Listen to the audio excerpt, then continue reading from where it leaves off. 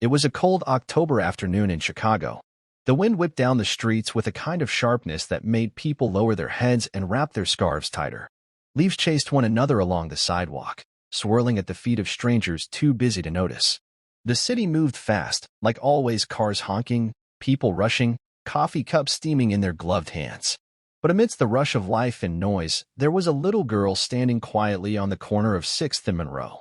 She couldn't have been more than 7, bundled in a worn pink coat with a single button missing and tiny boots that looked a size too big. Her name was Lila.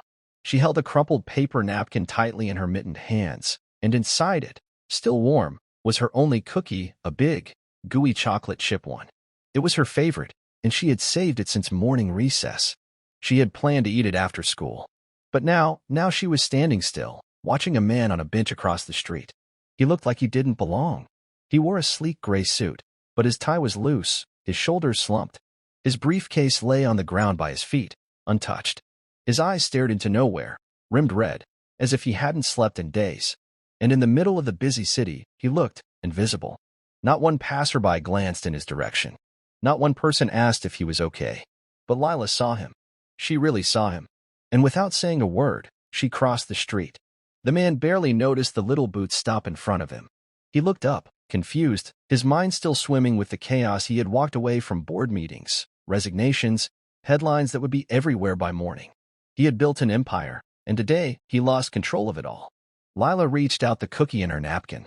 "I don't know why you're sad," she said softly, "but this helped me once when I was really, really sad." He blinked, startled. "What?" "It's my only cookie," she added, "but you can have it." He stared at her. "You want me to take your cookie?"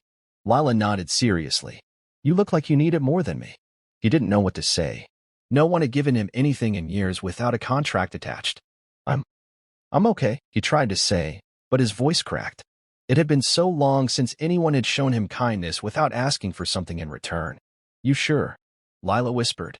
He looked at the cookie again, then at the little girl, and something cracked open in him. Slowly, as if accepting a priceless treasure, he reached out and took it. "Thank you," he whispered. Lila smiled. "Cookies make things better."